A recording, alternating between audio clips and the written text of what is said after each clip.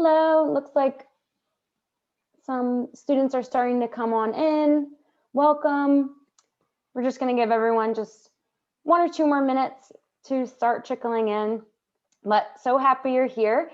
If you want to start, for those of you who are joining us, if you want to just put in the chat, so if you look for the chat feature at the bottom of your screen, maybe if you want to put in there your major and if you have any type of dream job, that would be really cool if you could just throw it in the chat, and then we can start to see who's here.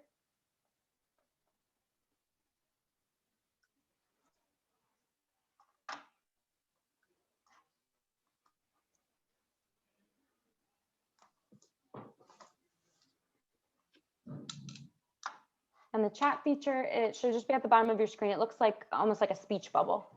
If you want to talk in there, or maybe I'll put a message in there. Hello. All right, great. So we're just going to get started, and then as more people join, they'll just catch up with us, but we're going to get things started.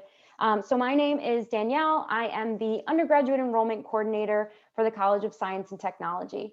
So I have been communicating with you all throughout this process, and it is my job and what I love to do to help all of you kind of find where the right fit is for you for college next year. And we hope that's Temple. So we are having a bunch of events throughout the spring to kind of give you a little taste of the different things that we offer within CST. And one of my absolute favorites to talk about, and one of the things that I think that we do the best, is our professional development resources. So tonight we are going to get to know the amazing powerhouse duo that makes up the Office of Professional Development within CST. And then, as you can see, we have some other lovely panelists. So we have 2 alumni and 1 current student who are going to talk a little bit about how they used our resources to be where they are now. So without further ado, I'm going to turn things over to the pros. So that would be Rose Mcginnis and Kelsey Craig. Hi, thanks, Danny. Kelsey and I are so excited to be able to chat with you tonight and answer any questions you might have. So I wear many hats. I'm the Director of Professional Development, and you might be saying to yourself, well, what's professional development? I hear all these things about university career centers, and what's professional development? So what Kelsey and I do is we're part of the college, and we focus solely on the students within our college. So, we're not worried about those folks who have degrees in accounting or those that have degrees in history. They're great degrees, but we focus solely on you, those students who are within our college. And we work with just the employers in our college. And I'm also a faculty member in the CIS department, and I work on our data science program. Kelsey is a full-time dedicated career coach. That means if you have any kind of question you can imagine about how to write your resume, how to interview for a job, I have no idea what I want to do with my major, I'm feeling like I don't have the confidence I need, she is your go-to person. And she works directly with our students and our employers to really make you as successful as possible. She does all that great one-on-one coaching, all that stuff. Other things that we do, Kelsey and I do for our students, is we have these really robust weekly emails. One of the challenges, and you may have it already when you get to college, is you get all this stuff coming at you. What we do is we summarize it and synthesize it. Oh, I said that right. Synthesize it and just send you once a week an email with scholarships, internships, jobs, events, sessions, Google stuff, you name it. We contests, hackathons, we put it all in there together. And then we also help you navigate our Canvas site, which is this amazing group of tools that Kelsey's put together to just, if you're in the process of going through your resume and don't know where to start, it just helps you get started. And then we also, as a university, work with this really cool tool called Handshake, which allows you to see all the jobs that companies have posted, those companies that are coming on campus, etc. So for example, Kelsey, tell them about the event we have tomorrow at noon, and that'll give them an idea of what we do. Yeah, absolutely. So hi, everyone. I'm Kelsey, the CST career coach. And we have this really exciting networking event with over 20 employers in the Philadelphia area who are looking to hire both our technology and our life science students. And basically we're using Zoom. So instead of a webinar format, it'll be a meeting where employers will be in their own kind of virtual space where students will be able to pop into different rooms and talk with employers about their organizations, about positions that they hire students for, if they're currently hiring, you know, what that process might look like for the students and how they can go ahead and submit their resumes. And yeah, I mean, it's you know, we're really looking forward to it. I mean, it's an opportunity, especially for incoming students and sophomore students, to learn, you know, what do I need to be doing? What do I need to be thinking about to be a competitive candidate down the line when I'm ready for an internship and a full-time job? And so we're super excited to be able to offer these events to connect you as early as possible, right? I mean, first semester you get here, you could be meeting with employers, talking with them about opportunities with their organization. So yeah, I mean, that's, I guess, our upcoming event. We had our job fair earlier this semester. I know Rose talked a little bit about the different events that we do, and we do 2 job fairs at least each year, one in the fall, one in the spring semester. And, you know, it looked a little bit different this year with everything, but, you know, they're typically in person. Not sure going forward how we're going to do this, but we've had a lot of great feedback about virtual events. Of course, we love our in-person events because we get to connect with you and our employer partners, but either way, right? I mean, whether it's these employer share events or the job fairs, both wonderful opportunities to, again, just start your connecting early and learn about the different opportunities available to you as a student. Is there anything else that we want to cover? I don't know, Danny, is there anything you want to? No, I think that sounds great. Thank you for sharing a little bit. And, you know, now that gives us a solid foundation to move from. So now I want to switch gears and we're going to start talking about some of the ways that you can use these resources and your CST major to kind of propel yourself to some of those dream careers that we talked about. So looking at when you registered for the event, you sent me your dream careers, and there were so many great ones in there. So some of you want to work with artificial intelligence. Some of you want to be a data scientist, which I'm sure makes Rose really happy. You want to be a software developer or a cybersecurity analyst. And those can be your reality as a CST major. But I just wanted to have a little fun. And so here are some more careers that you could maybe consider. All right, so first up, if you're anything like me, you probably spend way too much time on your phone and computer surfing the web and social media. So some of you might have seen this documentary on Netflix. I was a little scared to watch it because I just didn't want to be shamed for how much time I spend on my phone. But then this documentary taught me that it wasn't my fault. So something that you'll learn, you know, if you decide to major in computer and information sciences is that technology can be used in so many different ways to improve society. And then this documentary talked about the different ways and the algorithms that, you know, you can really manipulate different user behavior. So 2 of the key players in this documentary you can see here, they, in our opinion, would have been CST majors. So they both have pretty impressive resumes. So they both started in corporate companies such as Google, Amazon, and Mozilla. And now they run a Center for Humane Technology, which is actually a nonprofit focused on the ethics of consumer technology. So they went from the bad side to the good side. So how could you go from where you are now to where they are? So this is what it might look like if you were to do this at Temple. So you could really pursue any combination of what we call CMP. So CMP stands for Computer Information Sciences, Math, and Physics. So you could be a data science major. We actually have a cool major that's math and computer science in one. We have information science and technology.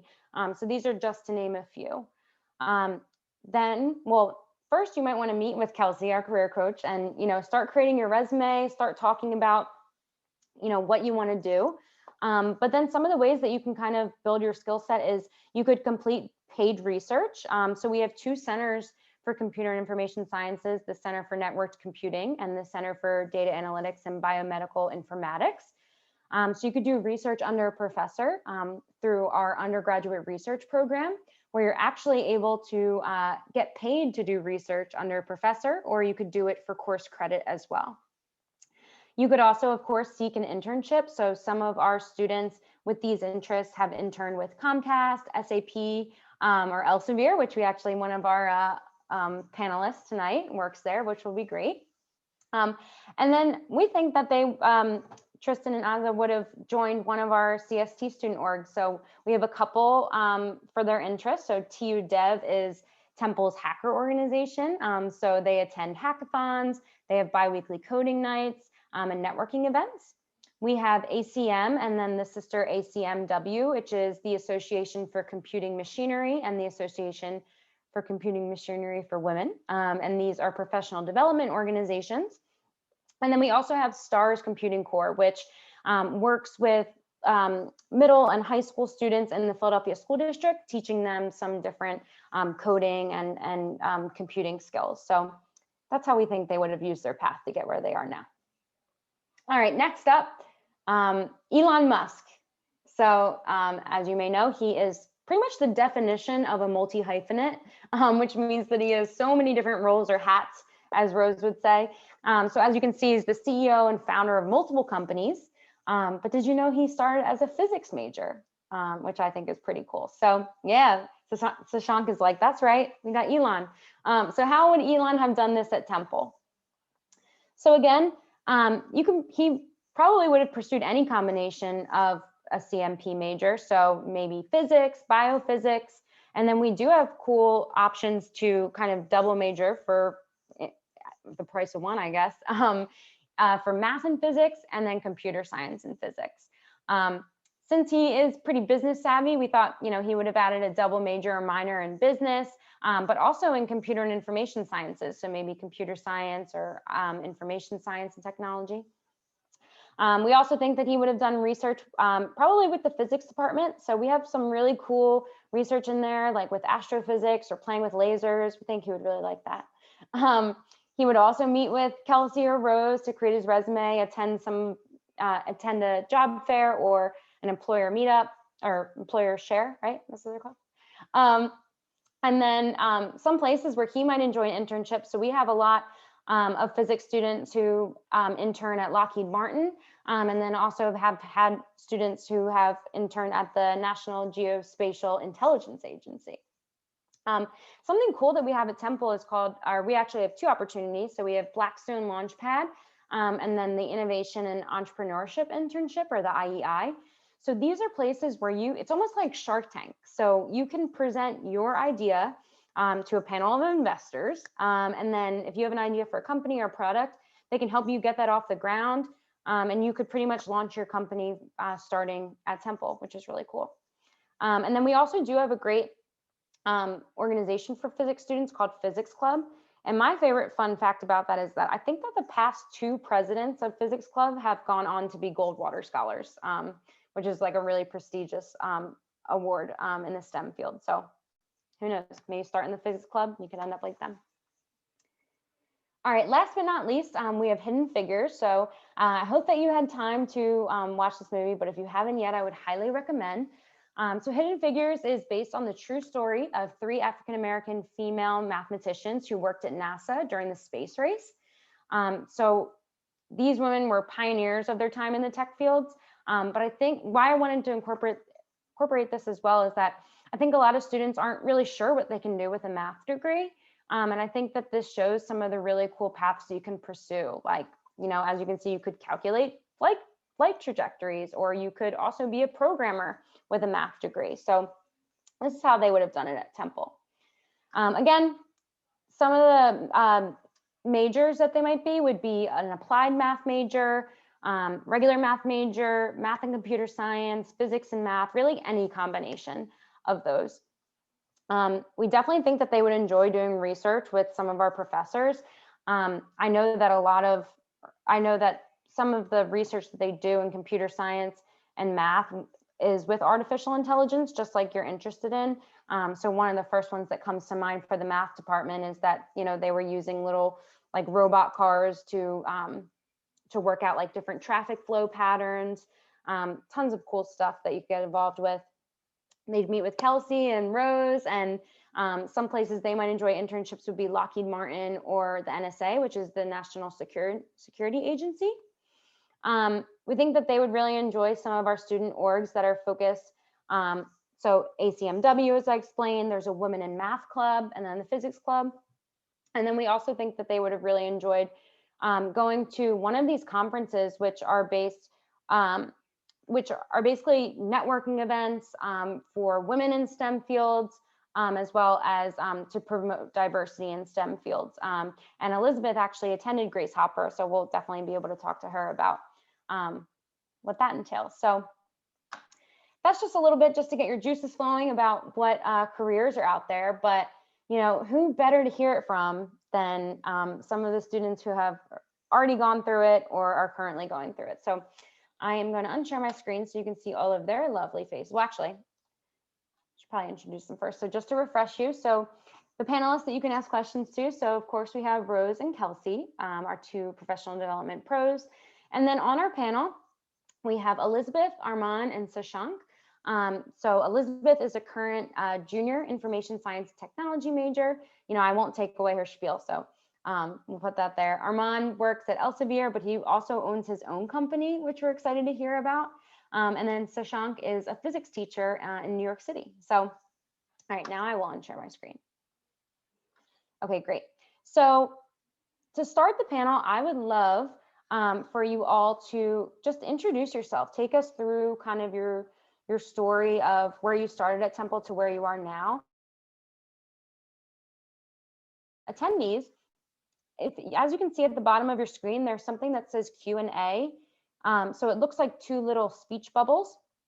If you click on that, you can ask a question in there, and then I will ask it out loud to the group. And you can ask that either anonymously or you can put your name, it's up to you.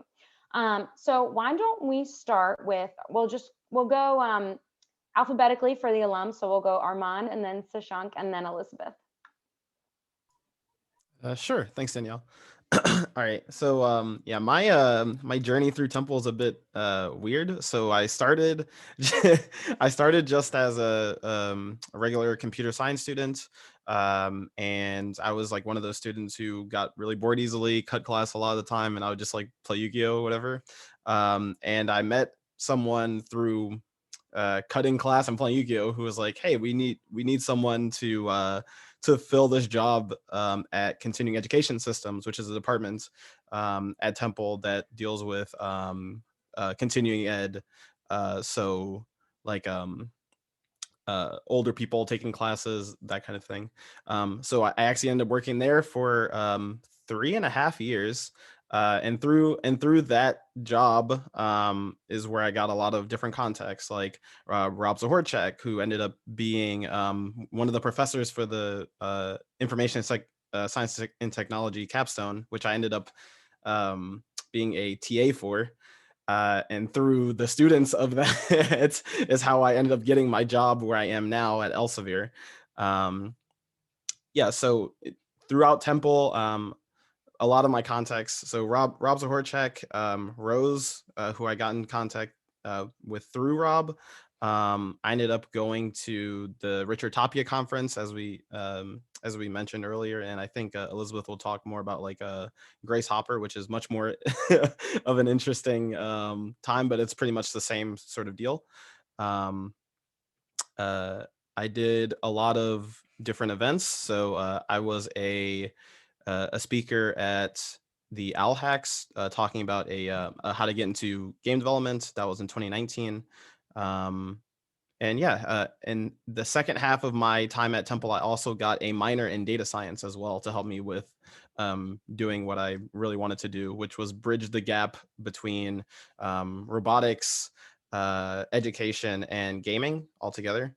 And what I do now, my full-time job, I'm a software engineer at Elsevier, which is a medical publication company.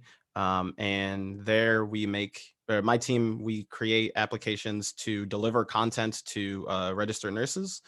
And I'm also a CEO for GameG, which is my own indie game startup where we make 2D games. And I'm also on the board of directors for Philadelphia Robotics Coalition. So that's the three things: education, gaming, and robotics. That is so awesome. I'm so excited to ask you more questions too, because I think, well, hopefully they took away more than just cutting class gets you opportunities. But no, it's really great how you worked, all your networking in different areas, and that you've kind of created this hybrid of a bunch of different jobs to create kind of your dream job and passion. So that's really cool. And I'm excited to hear more from you. Thanks. If anything, like, don't cut class, but what you should be doing is asking yourself, like, why am I bored in the class I am, and then try to seek those higher opportunities. I think that's like the best thing you can do for your own education. That's awesome. That's a good way to put it. I like that a lot. All right, so Sashank, you're next. Thanks, Danny. So guys, I'm Sashank. I'm actually from India, which is in the southern part of India, Hyderabad. So I'm an international student, and that's like a unique perspective I had when I'm coming to college, when coming to Temple. And one of the reasons why Temple was like really special to me, and it still is, because that's the first time I visited US. And my experience sort of like as a teenager, when I was here, I was 17 years old. And like what was cool was the first time I came here, I first joined as a physics student, and I was going to all the classes. I was participating in multiple clubs and all these things.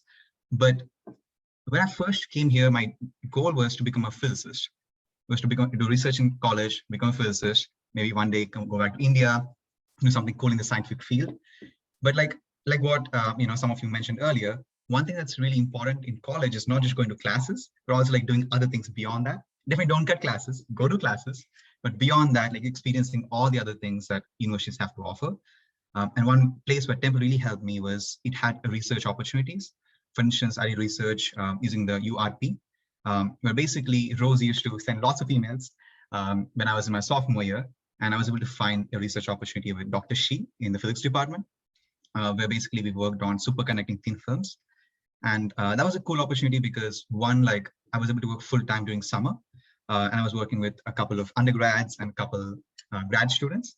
And eventually at the end of the fourth, fifth month, we were able to publish a couple of papers, which was amazing, because when I finally, a couple of years later, was applying for jobs, that was one thing which others were really interested in talking to me about. Is, hey, oh, you did research and you published already papers as an undergrad. So how was that experience? Like, can you tell us more about it? So I think these sort of experiences beyond classes is really, really amazing at Temple. And one more thing which I really enjoyed was, as a sophomore and as a freshman, I actually taught for Let's Get Ready, which is basically a program where you teach high school students from the nearby area. And that was amazing because as a freshman, I had no idea that I would be a teacher one day, right? And when I first joined that, it was fascinating for me, but I didn't know just yet that I want to be a teacher. But as I experienced teaching in freshman year, and also in sophomore year, I experienced research, that kind of gave me more information on what are the things that are out there and what would be a better fit for me. So I think one thing, if I would sort of recommend any prospective student, is like try out different things in college, because college is like a laboratory before you go to real world, right? So the more things you try, the better clarity you have on what is it that you really want to do in life. And for me, I realized very soon that teaching is something that really fascinates me, and I really enjoy. But not only you're teaching and making a difference for others, but also you're still doing the subject that you love, which for me was physics. So eventually, again, thanks to Rose and Kelsey and all the people, I was able to actually apply for jobs and eventually get a job in New York City working as a teacher, which has been challenging, especially with the pandemic, can't lie, but also amazingly rewarding. And I wouldn't be doing anything else other than that. So that's kind of been what my experience at Temple. So small plug is teaching is amazing. So in case any of you are interested in pursuing that or have any questions, I'm happy to answer those as well. Thank you so much. And it's so great to hear your story too, because I think it's important to note that you came in to school and you're like, I want to be a physicist. This is what I want to do. And then through different experiences, you kind of realize that there might be another passion or another route for you. So I think that's kind of a great takeaway from that is, even if you have what you think is your dream job right now, there might be something that's even a better fit for you that you had never previously considered. So thanks for sharing that. All right, Elizabeth, your turn. Hi, my name is Elizabeth, and I am a junior information science and technology student. And I'm from Delaware County, Pennsylvania, so I'm pretty local. I kind of have a similar story where I came in as a business student and then quickly realized that it was not the best fit for me. I just wasn't as involved as I could have been. And then I just kind of widened my horizons, opened my mind to other opportunities, and kind of landed into this major. And I love it. And I'm currently involved in STARS Computing Core, which, as Danielle mentioned earlier, we do outreach with students in local high schools and middle schools who might not have all of the opportunities that other schools might have. So that's really rewarding because you get to kind of immerse that your major into their lives when they might not naturally get that. We also, in that club, we help other high school students teach, and we teach them Java, which is pretty cool. And then I also went to the Grace Hopper conference. I went this most recent fall, so it was virtual, but it was still a great experience. You're able to talk to a lot of different companies and a lot of different people. It's a women's conference, so it's super empowering, and it kind of makes you think you can do anything. So I would definitely recommend that to everyone else. And I also have an upcoming internship this summer with Deloitte. And I actually used the resources that Rose and Kelsey were talking about to land the internship. You know, I went to the career fairs, and that's where I was able to talk to them. And then at Grace Hopper, you're also able to connect with a lot of people. So definitely branching that network out, making those connections, the career fair, I think is the best place to do it because we have 80 plus employers come and you're able to just get your name out there, get your face out there, make the personal connections. Because especially when it's virtual, it's really difficult to make the same connections that you would if it was in person. So while it is different, it's still definitely worthwhile. And that's pretty much it. Yeah, I would just say doing the extracurricular stuff kind of makes it more interesting than just the classes. While some of the classes are very interesting, you're able to show what you can do. You're able to use your knowledge, which is also really rewarding. And you can also kind of see how your major impacts other people, which I personally think is really interesting. Awesome. You know, Danny, one of the things I want to mention is both Armand and Elizabeth talked about their attendance at these conferences. What we haven't talked about is that the CIS department actually raises the money and sends these students to these conferences relatively free of charge. So a couple of years ago, I think Armand, you were with me, we took 11 students out to San Diego, amazing, to the Richard Tapia conference. And you know, at very little to almost no cost to the students. So, you know, these opportunities that we are able to give to the students, you know, it can be for everybody, you know, whether you have the funds to do it or not. And that's really important to know.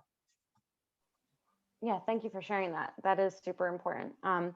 Thank you, Armand, Shashank, and Elizabeth for your, brief glimpses into the amazing things that you've been able to do.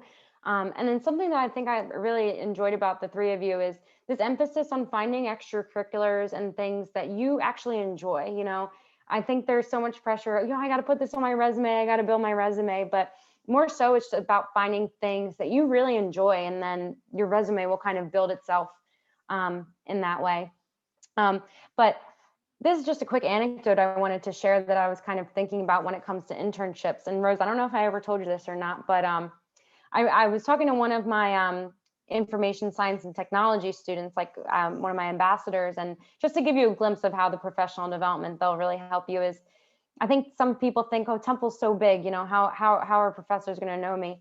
And this student told me that they were sitting, I don't know if it was in like a CIS class or if they were just in that CIS lounge, but they said that Rose came into the room and was like, hey, has anyone in here not had an internship yet? And I guess like someone raised their hand, another student, she's like, all right, I got one for you. So just come find me because I have an internship and I'm going to tell you about it. And I just think that's such a great glimpse of the fact, sometimes, in college, you are going to have to kind of advocate for yourself and you're going to have to find those opportunities. But man, you heard from these students, Rose and Kelsey will send you emails, they'll send you. So those opportunities are out there. They want to help you. So that's just kind of a story that always sticks with me. But all right, so my student attendees, start submitting your questions into the Q&A feature if you have them. We'd love to know kind of what you're thinking, what you're feeling. I'll start off with a question that I have. You know, Armand, I can't even imagine how I would start my own company, but I think that some of the students might be thinking, hey, that's something that I would want to do. So you want to tell us a little bit about GameChi and how you started that? Sure. Yeah. So I actually started GameChi before even attending Temple. Originally, it was just like a group of small indie devs in my high school, and one of my close friends at the time. And I mean, we're just making like small projects just to, just for fun. It only came until like maybe the last couple of years where it sort of became like a big thing where, we're finally out in the world now. We're all out of college and we have full-time jobs. We can actually sort of pay for resources and schedule our time a bit better, so we can actually work on larger projects that are more interesting and can reach more people. Um, I think the road to like starting a company is really just, I mean, if you're interested in doing something, like take a weekend or two to just like mess around and, mess up. Again, at first, like making games was just like a hobby for me. Like I know I wanted to do it, but I didn't know like how deep I wanted to get into it. But like if you have like a pet project, definitely just work on it, try it out. If it fails, it fails. Work on a new project and maybe something will stick. I mean, not everyone is going to have a project that sticks the first time. I know for GameChi, we've worked on at least like 6 or 7 games, and the game that we've been working on for the last like year is a game that like we all really believe in. So yeah, it's definitely just try different things, and you'll land on something. That's very cool. You know, you kind of remind me of a quote that I have made myself, but everyone always says, do what you love and you'll never work a day in your life. But I think that you're proof. Do what you love and you will work every day of your life, because you're so 100%. passionate. Yeah. But that's very cool. Thanks for sharing that. Okay, so my next question is for Sashank. So how did you know that you wanted to be a physics major? I think that that's a major that kind of intimidates a lot of students, just because they're not really sure what they're going to learn, or maybe physics is hard. So how did you kind of decide that would be your major? And then also, when was your moment that you kind of switched from physicist to wanting to teach? That's a great question. I think it's a question that people always ask me is like, why did you choose physics of all the things? Like, why? And like one thing I always tell them is like, physics is one of those subjects which either you love or you hate. If you enjoy, you love it. And if you don't understand, you'll hate it. So I think one big factor was definitely my teacher in high school. He was an amazing teacher, and he kind of motivated me to sort of like really enjoy it and love it. And like when I first came to Temple, my first sort of instinct was, oh, okay, it's my teacher who made me fall in love with physics. So let me find all the professors, let me talk to them, right? So when I first came here, my first instinct was, okay, let me meet my professors in office hours after school. And one cool thing is that half the times we don't talk about physics. We talk about everything else, about life, about metaphysics, about everything other than physics. And that's the best part of it. And and like, that's, I think, one of the cool things that physics does is like, it gives you that extra perspective on things, which I found is cool, regardless of where you end up in life, like regardless of whether you go to physics, whether you go to science, research, or teaching, or no matter where you end up, it's an extra perspective, which is really amazing. And to answer the question about when I sort of had that shift, I think multiple situations, like first of all, when I did my teaching in freshman year, I really enjoyed it, but I wasn't sure if I want to do that as a career. And then when I first landed my research opportunity in sophomore year, I was like, this is absolutely amazing. Like, I used to work for like hours together with the grad student. And it was perfect because it was in the summer, which meant like I didn't have any, courses or classes to worry about. So I could like just spend the whole day there, just doing research and not worry about anything else. But one thing I understood from there is like, do I really want to be, in the laboratory working for the rest of my life? Is that what I'm looking for? Or do I want to be among people doing something that's impacting directly? And again, like different people have different preferences, and one thing is not better than the other. I think it all depends on where your strengths lie and what are the things that you like. And something I figured out in that sophomore year is that research is absolutely amazing. And I think it's something every single person, no matter where you end up, should definitely try. But for me, like, I want to be with people and do something that's directly impacting, because that gives me happiness. And that's what I realized in the sophomore sort of junior time. I still wasn't sure that I want to be a teacher, because like the things you hear about teaching, is like frightening. What people tell you is like, oh, it's one of the most difficult things, it's underpaid, all these things. So eventually, when I was applying for jobs in my senior year, actually, very fortunately, took a course with Mr. Goldson in, I think it was in the liberal arts department, like very randomly. I just felt like, okay, I have some extra credits, let me just choose a course. And in that course, he actually invited a professor and a principal from a local charter school. And he was talking more about how opportunities lie in teaching and how you can work in charter schools, even without a teaching degree to start off. And that's something that fascinated me. I was like, oh, okay, I'm graduating with a physics degree. I really enjoy teaching, something I experienced already. And I don't want to do research. That's something I figured out through my research experience. So what can I do first to start off my life and figure out what I want to do with my life next? And that's where I landed in, the job in New York City. And it's like a process, I would say, through 3-4 years. But it's like the nature sort of had this plan for me, and a lot of different things worked out, and eventually I ended up here, and I absolutely love it right now. So I'm thankful that all these things happened, which led me to where I am. That's awesome. Thank you so much for sharing that. Okay, my next question is for Elizabeth. So Elizabeth, so you started as a business major and then you came into information science and technology. So I guess I'm wondering, when you first came to Temple, what you thought that you wanted to do, and then how you found ISMT. Like, did you have any computing experience? So if you could just kind of explain that a little more. Sure. So when I was a senior in high school, I had zero clue what I wanted to do. Absolutely no idea. And when applying to Temple, I thought that an undeclared business type of major would still get me admitted to the school, but I would still have the opportunities to like try different things in the business school at that point. And then I took, I think, 3 business classes my first semester, and I didn't love any of them. And I was kind of hoping, you go to class and you're like, whoa, this is so cool. And one of the classes I took was more techie than the other business courses. So then I thought, well, maybe I like the technical side of things more. But I also knew that I didn't want to be a 9-to-5 coder every single day. That also isn't me. So I kind of wanted to find that perfect balance. And I felt like this major gives me the opportunity to still know a lot of coding and a lot of like database stuff, but it also still gives me the opportunities to look at the more business side of things, the more people interactions. I'm in the outreach program. I like helping other people. I like seeing people's faces. So that definitely was the perfect happy medium for me. But it's okay not to know with everything. And even now, I'm in this major, I have an internship, and I still don't know what I want to do. I don't know what that perfect job would be for me. But you have to be willing to just try new things and get out there. And honestly, I talked to someone that was in this department when I was still in the business school, and just asked her, what do you think? What kind of things do you learn and things like that? And by doing that, it made me kind of realize that I would like this field better. So definitely talking to people. I also went to my advisors and it was just kind of like, hey, I like this stuff, but I don't really know what to do with that information. And they helped me do it and figure out what would be a better fit for me.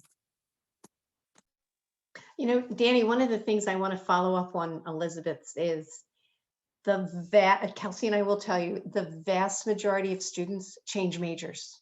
So don't be afraid of it, right? Not everyone comes to Temple and says, here's my dream, and I'm going to stick on this 4-year plan, and I'm not going to veer from it, and I'm just going to follow this because that's what I'm supposed to do. Vast majority, and I don't know the actual number, but I bet it's up there between 50 and 60% of students change majors. So that's okay. And that's what we're here to help you with. You might switch colleges. For instance, you might start off in IS&T, the Information Science and Technology, and then decide you want to be a graphic artist in the Tyler School of Art because you decide your creative side is pulling you that way. You can dual major, which is really cool at Temple. That's one of the really neat things about Temple. We're so big that you can meld your passions together. We have students who have a major in computer science and a major in film at the same time. And how cool is that, right? You can figure out technology in the film industry, or a major in music and a major in computer science, or a minor in criminal justice and a major in computer science because you want to work on cool, cybersecurity stuff. There's these things called certificates, which you can follow smaller paths. They're kind of like concentrations at some schools.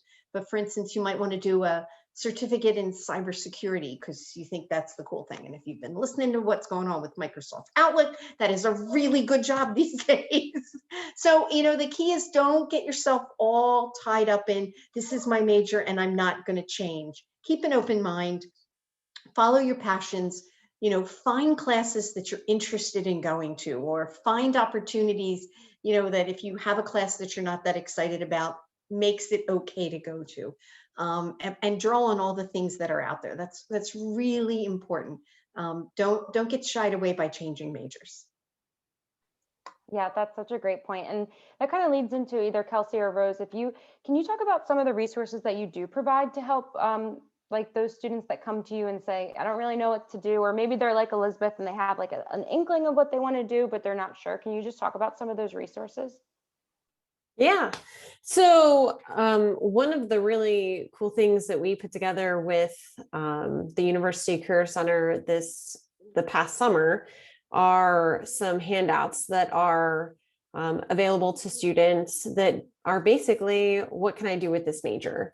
So it's really kind of similar to what we're doing tonight, just on paper, where it has information about different industries, different employers, different positions, grad programs, and then different links themselves for students to do some self-exploration. Because oftentimes when we talk with students about what it is you want to do, it's kind of like, well, I don't know, because I don't know what's out there. And so it's really kind of taking that first step to see, okay, what is out there? What can be done in these different majors if you were to go different directions? So I would, definitely recommend taking a look at those resources that we have there.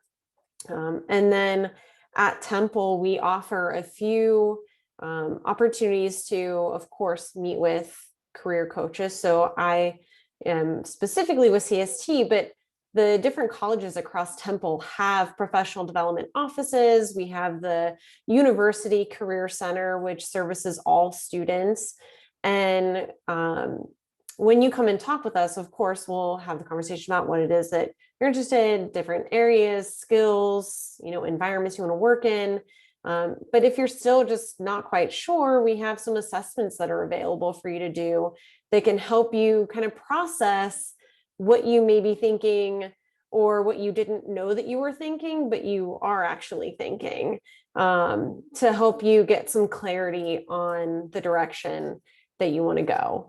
And, I would say at the end of the day, just coming and talking with me, with Rose, with a faculty member. I can't tell you how many students have said, I was talking with my professor about this, and I realized, maybe this actually isn't the direction that I want to go. And, it just changes direction. And as Rose said, there's absolutely nothing wrong with that. And it's much better to find that out now than to wait until you graduate when you're like, oh no, like, what have I done? So definitely come and talk with us. Yeah, thank you so much. That all sounds great. I wish that I had you while I was in college, but so as we're kind of coming in on time here, so submit any final questions that you might have. Rose and Kelsey, I was hoping that obviously our lovely panelists have provided where they have internships or jobs, but could you just kind of give just list off some of the names of employers that we have some connections with, that we tend to work with? I think that would be helpful. Sure. Kelsey and I maintain a list of about, I don't know, 2,000 contacts in the Philadelphia area. And one of the really cool things about Temple is you're a connection for life. I called both of these wonderful young people and said, hey, we're doing this panel tonight. Would you mind joining us? And both said yes right away. So Temple grads help Temple grads. And Kelsey and I have found that consistently. They show up at our job fairs. They're so excited when we give them an alumni badge and they wear it. But stable companies that we work with, and some you may know names, others you may not. You may not have heard of Elsevier, but they're a Fortune 100 company in Philadelphia. They've been around for hundreds of years doing really cool things. Wells Fargo, Cigna Insurance Company, Comcast, Vanguard, JP Morgan Chase, Citibank, Lockheed Martin, CSL Bearing. I'm going to leave out hundreds of names. Penn Mutual Insurance, Nationwide Insurance. On the research side, companies like the Wistar Institute, Merck, Johnson & Johnson, Janssen. We're doing this panel in a couple weeks, and we have one of our students who's now an associate scientist in Janssen Immunology who worked on the vaccine. How cool is that? So, you know, and we always have one-off companies. We have companies where students just apply and their resume is like, wow, this is really cool. We have companies no one would know the name of, Guru, startup companies in the Philadelphia area, small companies in the Philadelphia area, through Jersey, through we have this really cool company that we work with called Fast Enterprise, and they'll move you all over the world, right? You can work in New Zealand, you can work in Colorado, and they consistently come and hire from us. So the opportunities are endless. The key is our programs are good, our academic credentials are good, our courses are relevant. You know, we're not teaching old, stodgy stuff. The experiences students have outside of our courses are important. So, you know, there's really no limit to where you want to work. We have students who go to Google, we have students who go to Apple, we have students who go to Amazon, we have students who go to Facebook. Now, not a lot, right? We're not sending 10 students to Google. Google doesn't hire 10 of them. But, you know, we have consistently placed students in those organizations as well. Yeah, thank you. And, you know, just to kind of end on a positive note, speaking of employers, can you just share that little anecdote about you and Claudia staying until 10? Oh, yeah. So we are very fortunate. We have a phenomenal relationship with Lockheed Martin. They're probably our #1 hirer of our students. Last semester when we were live, they decided right around this time of year, around the end of March, they decided they had a big pool of internships that they opened. And about 8 of their hiring managers showed up at 5. I mean, we planned it, but they showed up at 5 o'clock, brought lots of pizzas for ACM. And we probably had 100 students show up, and we were there from 5 o'clock to 11 o'clock at night, and they hired 22 interns on the spot that night. They did 15-minute interviews, and 22 offers went out the next day. We were like, okay, we'll stay as long as you want. The number that you hire 22, we're there for you, whatever you want to do. And many of those convert into full-time jobs. So you don't have to look for a job again, which is really nice. Yeah, that's so awesome. I think that's just such a great success story, and such a testament to the services that both you and Kelsey provide. But so I think, you know, if there's no more questions, then we will wrap up here. But I just want to thank Rose and Kelsey so much for tonight and all the work that you do in general for our students. And then to Armand, Sashank, and Elizabeth, thank you for sharing your stories. You inspired me. We're so proud of you, and we're so thankful to Armand and Sashank that you came back, and then Elizabeth for kind of sharing the current student perspective. So thank you to all the attendees that came tonight. And if you're watching this on the recording, thanks for watching. Thanks for watching the whole thing. We do have an upcoming event if you are watching this live. So this Saturday, March 13th, from 10:30 a.m. to 11:30 a.m., we have a virtual admitted student day. So that will be, that whole session will include faculty, current students, and alum to talk a little bit more about CST and the resources we provide. So if you kind of want more of a broader scale look at what we offer, please join us on Saturday and continue to check your email for lots of other events coming up this spring. But Thank you, panelists. Thank you, attendees, and everyone. Have a great night. Bye. Bye. Thank you.